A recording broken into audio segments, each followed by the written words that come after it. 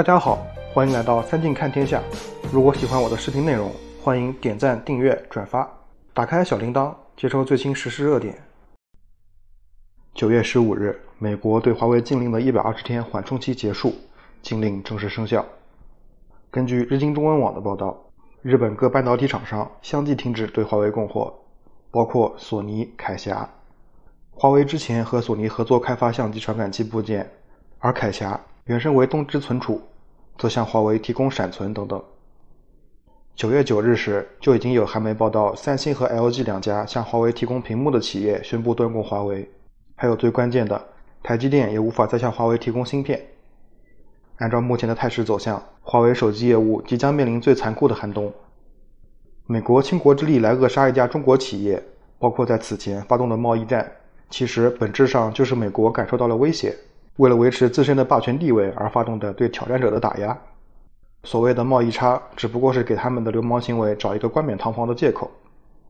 举个最简单的例子，苹果在国内组装之后运回美国，这其实是算出口额的。虽然美国付了钱，但是美国拿到了货，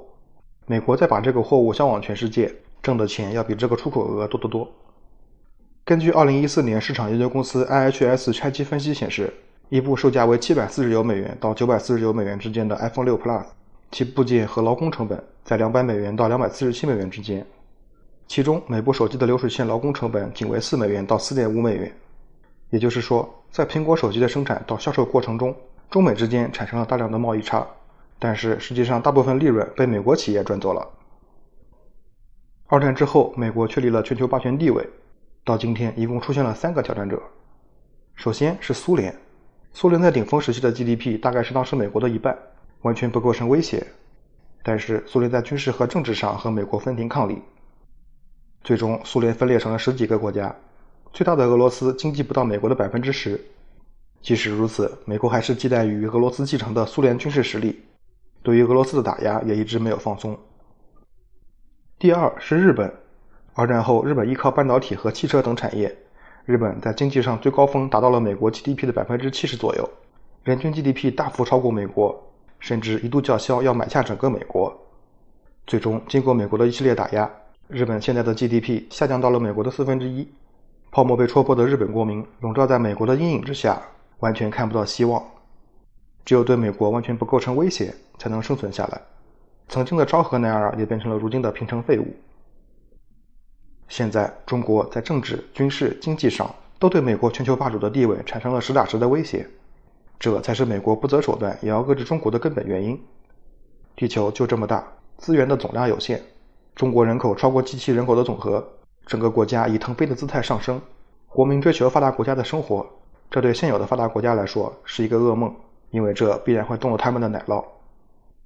为了遏制中国的发展，为了不让我们过上他们那样的生活，他们一定会竭尽全力。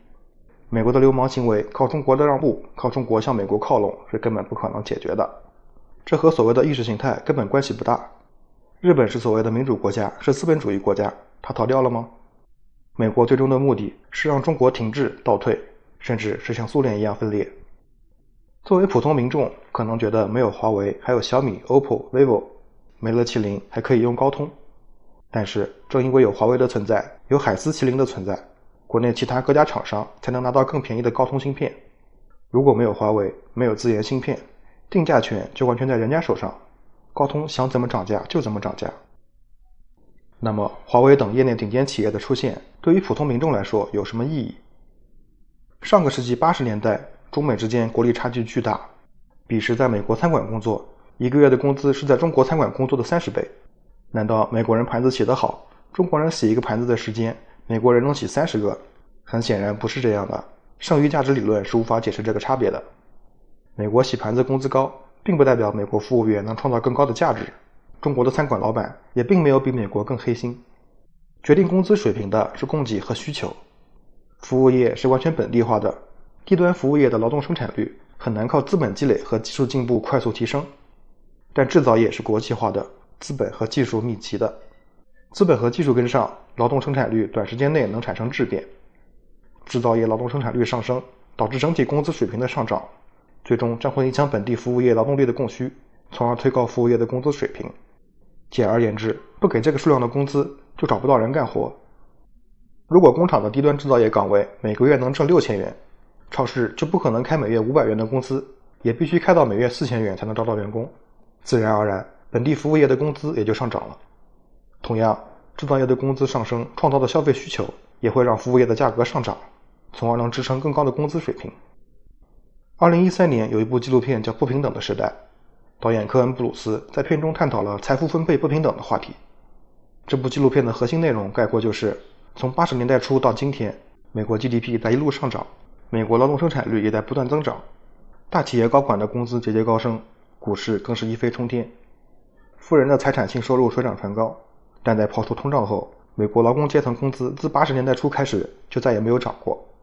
而中国在这40年间，民众的生活水平有了质的飞跃，工资水平上升和通货膨胀有一点关系，但是抛除了通胀之后，依然有显著的上升。一个国家的工资的普涨，首先是部分高劳动生产率的行业和企业带动的，这些企业和行业的工资上涨，会影响到其他企业、其他行业，直到最低端劳动力市场。80年代美国的服务员为什么工资高？因为来餐馆吃饭的都是造飞机的。而我们的服务员为什么工资低？因为来餐馆吃饭的都是做衬衫的。如果没有华为这样的企业，经济水平难道就不会进步吗？当然不是。企业当然可以像联想一样，吃美国吃剩下的，这同样会带来增长。但是增长到哪一步呢？美国 GDP 的70%还是80%？只要美国动一动嘴皮子，这些企业就会瞬间遭遇灭顶之灾。随之而来的就是和日本一样的下场。美国人理想中的中国是一个巨大的富士康，只提供劳动力负责组装，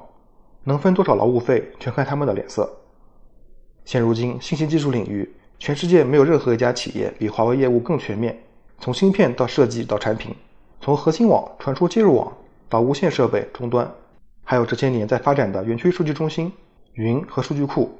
甚至包括光伏、电力传输等等，大多都是世界领先的。这也是为什么现如今美国一再突破底线，不断修改之前定下的规矩，才能真正做到压制华为的原因。如果今天华为倒下了，那么只要美国想，打倒任何一家企业都不会比打倒华为更难。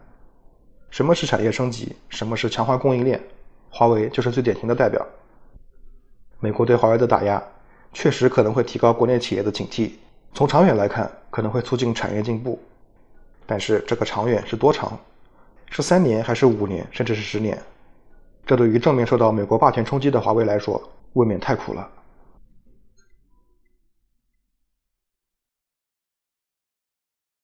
如果您有什么想法，欢迎留言讨论，关注我们，我们将持续解读时事热点。